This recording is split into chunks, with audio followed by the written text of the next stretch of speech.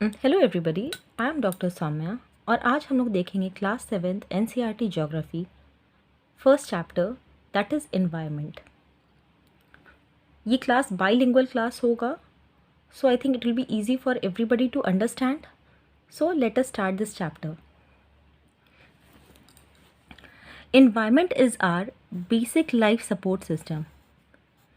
Environment जो है वो हम लोग का बेसिक लाइफ सपोर्ट सिस्टम है। Environment is the surrounding we live in, जहाँ हम रहते हैं। अपने आसपास के जितने भी कंपोनेंट्स हैं, चाहे वो बायोटिक कंपोनेंट हो चाहे वो एबायोटिक कंपोनेंट है, सब कुछ मिला जुला करके ही एनवायरनमेंट कहलाता है। So our environment includes mountains, rivers, lakes, animals, plants, people etcetera. तो जितने कुछ हैं, चाहे वो बायोटिक हो, चाहे वो लिविंग हो, चाहे वो नॉन लिविंग हो, हमारे आसपास जितने भी सब्सटेंसेस है वो सब कुछ मिला जुला करके हमारा एनवायरनमेंट कहलाता है। सो हम लोग देखेंगे बायोटिक कंपोनेंट क्या होता है और एबायोटिक कंपोनेंट क्या होता है। जितने भी लिविंग कंपोनेंट्स हैं वो बायोटिक कंपोनेंट कहलाते हैं और जितने भी नॉन लिविंग कंपोनेंट होते हैं वो एबायोटिक कंपोनेंट कहलाते हैं। As we can see in this page, हम क्या दिया हुआ है कि बायोटिक और abiotic.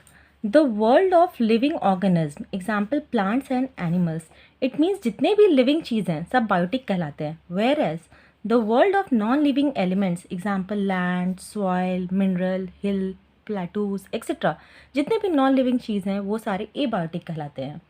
So what we can say is all the living organisms in our environment are said to be biotic component, and all the non-living organisms in the environment form the abiotic world. Example land, mountain, plateaus, etc. अब हम देखेंगे components of environment. As we can see in this figure, components of environment are given. So there are three components of environment. First is natural, second is human made and third is human interaction. ये रहा natural, ये रहा human made और ये है human interaction. As we can see, natural में क्या है? Air, land, living things, water. जो part air है वो atmosphere कहलाया, जो part land है वो lithosphere कहलाया, जो पार्ट वाटर है वो हाइड्रोस्फीयर कहलाया, और जहाँ लिविंग थिंग्स इंटरेक्ट करते हैं, बायोटिक एबायोटिक कंपोनेंट मिक्स होते हैं, वो बायोस्फीयर कहलाया। वेराज द ह्यूमन मेड मतलब वो चीज़ जो इंसान ने बनाया। As we know, buildings, parks, bridges, roads, industries, monuments, ये सब ह्यूमन ने बनाया, so that's why it is called human made. Now comes human interaction. Human interaction means individual, family, community, religion, educational, economic and political situation, ये सब मिलाकर के क्या बनाते हैं? Human interactions. So we can see components of environment में तीन part आते हैं। पहला है नेचुरल, दूसरा है ह्यूमन इंटरेक्शन और थर्ड है ह्यूमन मेड। आई होप ये डायग्राम बहुत क्लियर है। अब हम लोग देखेंगे नेचुरल एनवायरनमेंट। जैसा कि ये फिगर में हम लोग को दिख रहा है, ये फिगर शो कर रहा है डोमेन्स ऑफ एनवायरनमेंट। यहाँ पे 4 डोमेन्स देखने के लिए मिलते हैं। पहला डोमेन है atmosphere, means the air, hydrosphere means the water, lithosphere means the land और the soil, and biosphere. Biosphere इन सब का कॉम्बिनेशन है, इसलिए यहाँ पे एक सर्कल बना हुआ है। So first of all will see what is lithosphere. So what is lithosphere? Lithosphere is the solid crust of the hard top layer of the earth. जो अर्थ का ऊपर का जो क्रस्ट है, हार्ड लेयर है, उसी को लिथोस्फेयर कहते हैं। ये किस चीज़ का बना हुआ है? It is made up of rocks and minerals and covered by a thin layer of soil. जैसा कि हम देखते हैं हर जगह माउंटेन्स, प्लेटूज हैं, तो ये और सॉइल का लेयर है। तो लिथोस्फेयर कुछ नहीं बल्कि रॉक्स, मिनरल्स और सॉइल ही है।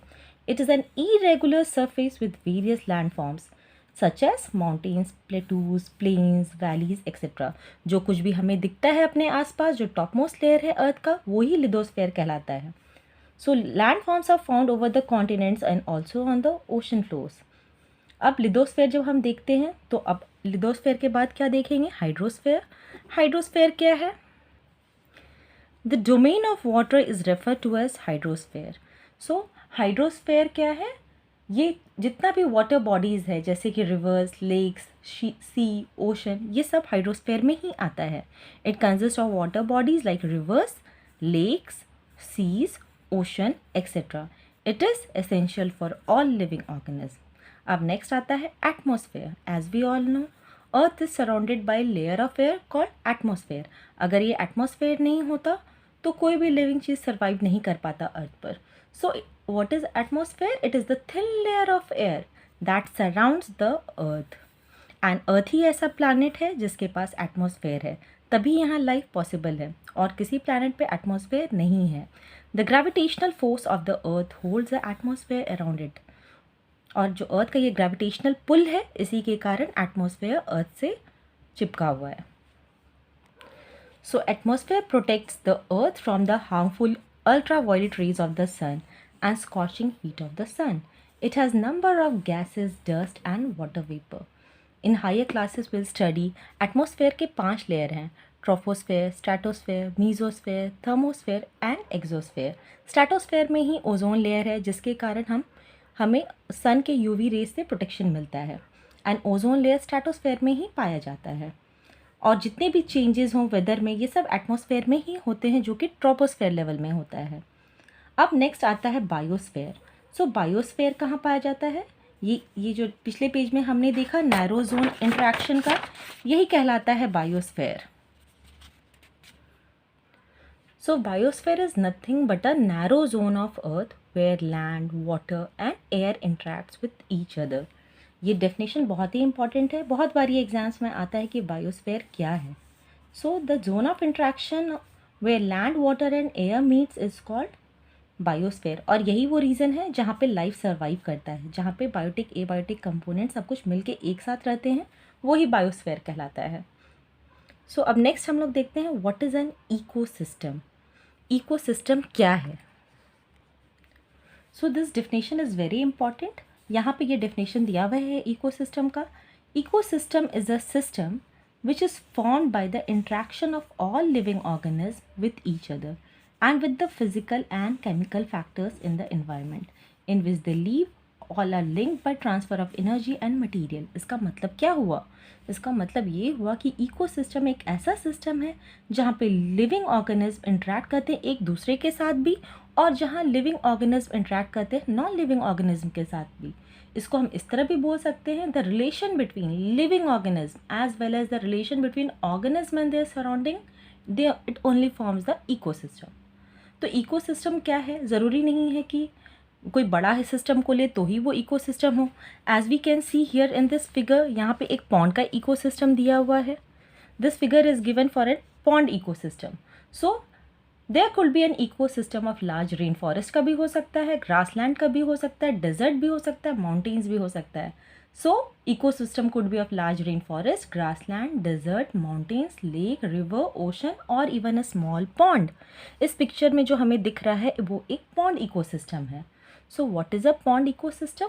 Pond ecosystem is a community of organisms. We can see here many organisms are there. Cow is there, deer is there.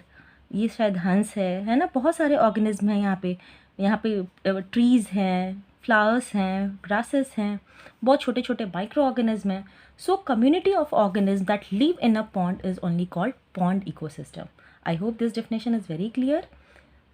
A pond ecosystem is a kind of aquatic ecosystem. Why it is called a aquatic ecosystem? क्योंकि यहाँ पे पानी है, जहाँ भी पानी word आएगा वहाँ टर्म aquatic ही आता है. So it consists of both abiotic and abiotic organism. अब इस पिक्चर में अगर पॉन्ड इकोसिस्टम में हम देखें तो बायोटिक में क्या आएगा? बायोटिक में आएंगे लिविंग पार्ट्स, जैसे कि जितने भी लिविंग पार्ट्स हैं यहाँ पे, insects, fishes, bacteria, fungus, sharks, algae, protozoa, ये सारे बायोटिक फैक्टर्स कहलाएं. वेरस एबायोटिक फैक्टर्स क्या होंगे? लाइट, हीट, वाटर, मिनरल्स, ये सारे इसमें क्या कहलाएंगे? Abiotic factors. सो ये एक पॉन्ड इकोसिस्टम कहलाएगा. आई होप ये पॉन्ड इकोसिस्टम और इकोसिस्टम टर्म बहुत क्लियर है. अब हम देखेंगे ह्यूमन एनवायरनमेंट. ह्यूमन एनवायरनमेंट क्या है? नाम से ही पता चल रहा है. ह्यूमन एनवायरनमेंट मीन्स जहाँ ह्यूमन बीइंग इंटरेक्ट करे एनवायरनमेंट के साथ और उसको चेंज करे अपनी नीड्स के अकॉर्डिंग, वो ही ह्यूमन एनवायरनमेंट कहलाता है. Human beings interact with the environment and modify it according to their needs. जब हम लोग अपने हिसाब से जैसे एनवायरनमेंट को चेंज करते हैं वही ह्यूमन एनवायरनमेंट कहलाता है. जैसे कि पहले के टाइम में ह्यूमन बींग क्या करते थे? सिंपल लाइफ जीते थे. लेकिन अब के टाइम में जैसे जैसे वो मैच्योर हुए, उनके नीड्स बढ़े और धीरे धीरे चेंजेस आए. धीरे धीरे डिफॉरेस्टेशन भी बढ़ा, उन लोगों ने क्रॉप्स ग्रो करना सीखा, एनिमल्स को डोमेस्टिकेट करना सीखा और एक सेटल लाइफ जीना सीखा। तो जैसे जैसे हम लोग अगर इन्वायरमेंट को चेंज करते हैं अपनी नीड्स के अकॉर्डिंग, वो ही ह्यूमन सिस्टम कहलाता है। इंफॉर्मेशन रिवॉल्यूशन भी आया, इंडस्ट्रियल रिवॉल्यूशन भी आया। So I hope this chapter is clear and इसी के साथ ये चैप्टर फिनिश होता है। If you have any doubts or queries you can please ask, and please do share your views and do like, share and subscribe this channel. Thank you.